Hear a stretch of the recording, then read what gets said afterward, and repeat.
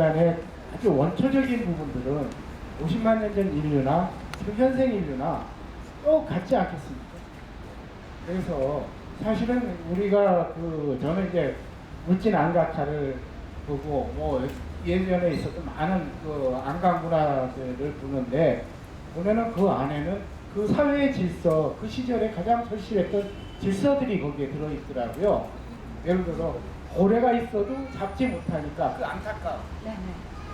그리고 이제 쇠기물자들은 거기에 보면 소 몇 마리, 양 몇 마리, 또 쌀이 몇 마리 이런 것들이 지금 우리 쇠기물자 절편에 들어있지 않습니까?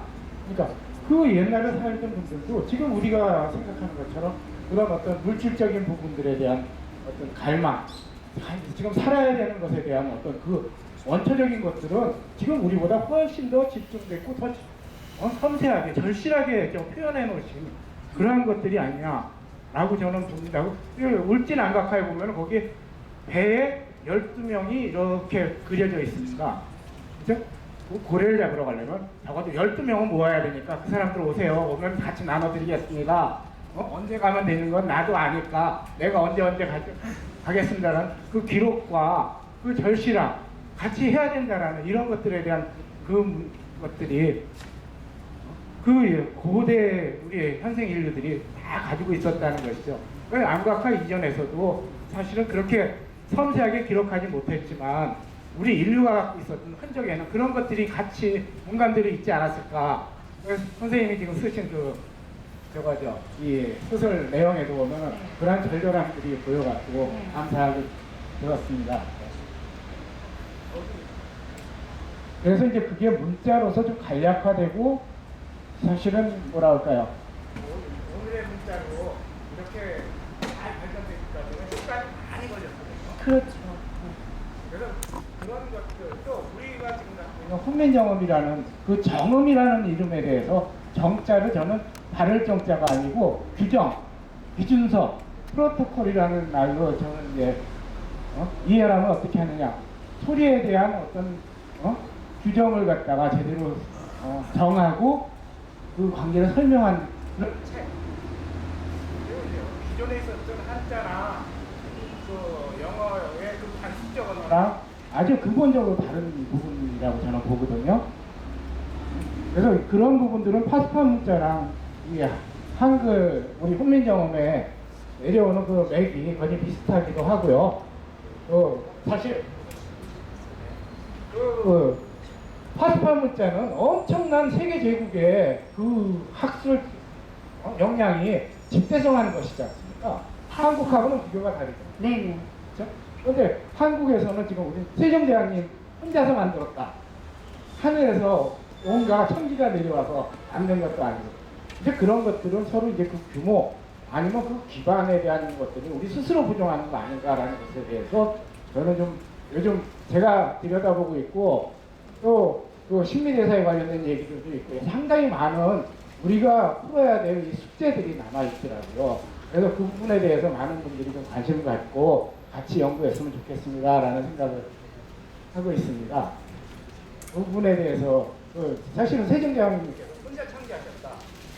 정인지 실수가 그것에 대해서 실제 제대로 설명을 못합니다. 해리본을 보면은요, 저는 언어 창제한 과학자의 소리가 아니고 남의 얘기를 하는 겁니다. 누군가 이렇게 세종대왕께서 들어서 보여주셨는데 너무 신묘하고 정확해갖고 한 일획 일자도 고칠 수가 없었다라는 말은 내가 만든 사람이 하는 얘기 아닙니다. 그건 누가 만들었느냐. 그죠? 그런 것에 대한 어떤 질문에 대해서 한번 의견을 좀 듣고 싶습니다. 저는 아까 제가 밝혔듯이요. 전문가도 아니고 학자도 아닙니다. 그래서 저는 반거충이라고 했잖아요. 그래서 전문적인 그 답을 드릴 수는 없습니다.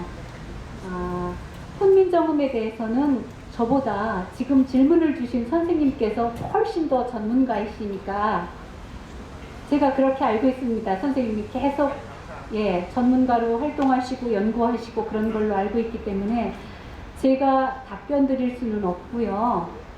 문화라는 것이 그냥 혼자 우뚝 설 수 있는 것이 아니지 않습니까? 상식적으로. 그쵸? 네, 그러니까 모두 다 영향을 받아서 생긴 것이지 세종대왕 혼자 그 궁에 앉아서 하시는 거 아니죠, 그렇죠? 예.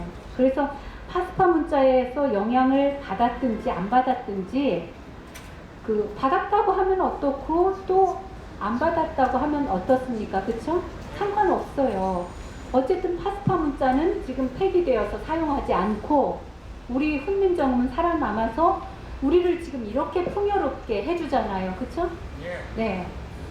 그렇고요. 아까 이제 그 글자가 맨 처음에 어떻게 이루어졌을까?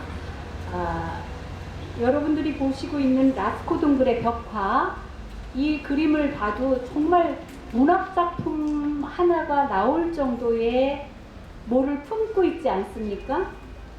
어떻게 남자를 이렇게 새같이 그려놓고 성기를 또 우뚝하게 솟아있게 만들고 이 그림 대충들 아시죠? 아시나요? 이 그림에 대해서? 들소가 그 남자를 들이받아서 남자를 죽게 하는 그림입니다. 그런데 저는 그렇게 해석하지만 또 이 고대 사람들은 안 그럴 수도 있죠. 왜냐하면 문자로 내려오지 않으니까, 그림만 나오니까. 그래서 이제 어떤 고고학자가 이 그림에 대해서 이렇게 설명을 했습니다. 들소한테 받쳐서 죽는 남자가 영혼이 빠져나가는 거예요. 그 옆에 조그만 새가 있지 않습니까? 예. 그 새가 이 남자의 영혼이 밖으로 빠져나간다는 것을 나타내지 않았을까 하고 어떤 고고학자가 추론한 것입니다. 그런 것처럼 그 태초에는 이렇게 문자보다는 그림이 있었고 다음에 그 뭐가 있었느냐면 물표라는 것이 있었습니다. 글자가 생기기 전에 이 물표는 어떤 상대와 나와의 약속인데요. 예를 들자면 이런 것입니다. 내가 너한테 양 2마리를 구워줬어. 그런데 양을 그릴 수도 있고 또는 십자표를 할 수도 있습니다. 그래서 그 진흙판에 이렇게 서로 진흙판에 이 표시를 만들어 가지고 주고받는 거예요. 너 내년에 양 갚을 때 3마리 꿔줬다고 하지마. 2마리만 꿔줬어. 하는 식으로 이렇게 물표를 만들어서 서로 나누어서 이렇게 가졌던 거, 보관했던 것 같습니다. 그러다가 그게 발전되어서 이제 문자가, 기호가 문자가 되는 것이죠.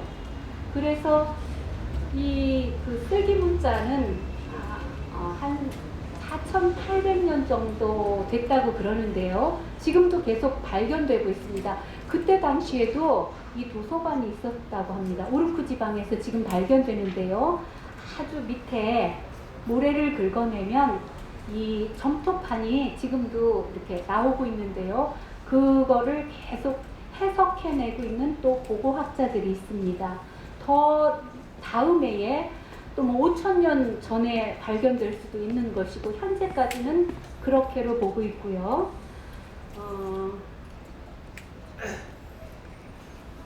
그리고 원시 인류에 대해서는 지금 계속 이런 유물이 발견될 때마다 바뀌지 않습니까?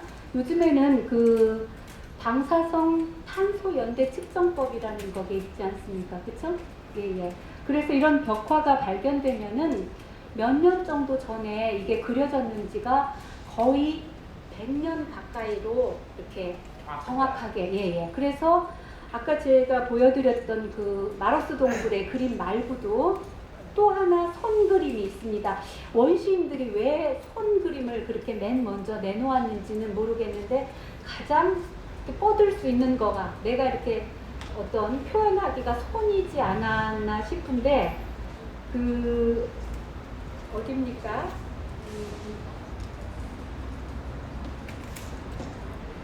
스페인 북부의 그 엘 카스티오 동굴벽화는 48,000년 전에 4800년 전에 그려졌다는 그 방사성 탄소 연대 측정으로 그렇게 밝혀내고 있습니다.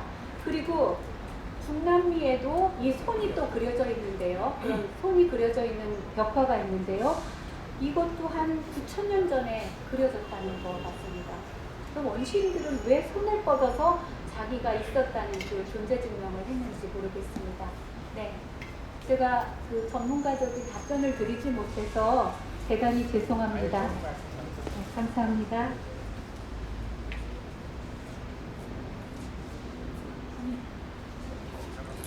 네, 그러면 우리 저 두 분의 작가분들께서 좀 약간은 힘이 드시는 것 같아서 제가 잠깐 깜짝 초대 손님을 좀 모시겠습니다. 괜찮으신가요?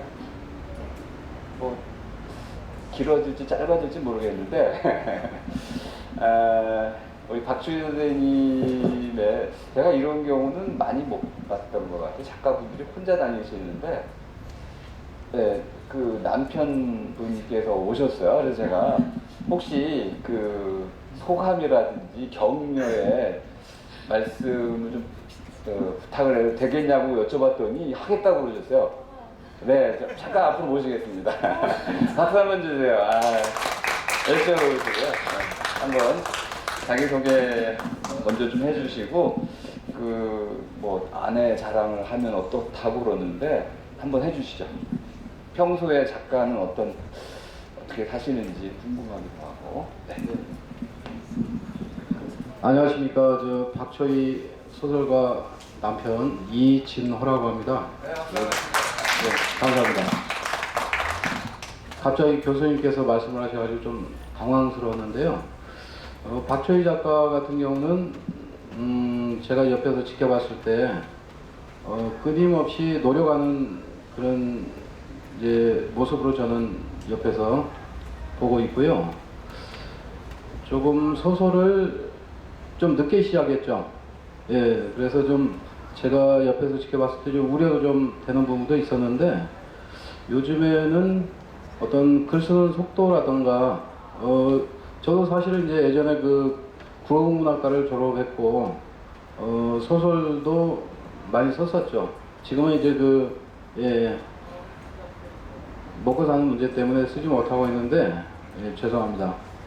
그 옆에서 봤을 때 굉장히 예전에 저희가 썼을 때 그러던 것보다는 속도가 좀 빠르다. 아까 이제 그 옆에 소설가님께서도 요즘에는 컴퓨터로 소설을 쓰는 어떤 그런 시대에 대해서 잠깐 말씀을 하셨는데 그런 모습이 한편으로는 부럽기도 하고 또 그런 생각을 많이 했습니다. 그래서 이제 오늘 제가 모처럼 주말에 참석을 하게 됐는데 많은 분들이 계시지 않지만은 네, 많이 오셨습니까?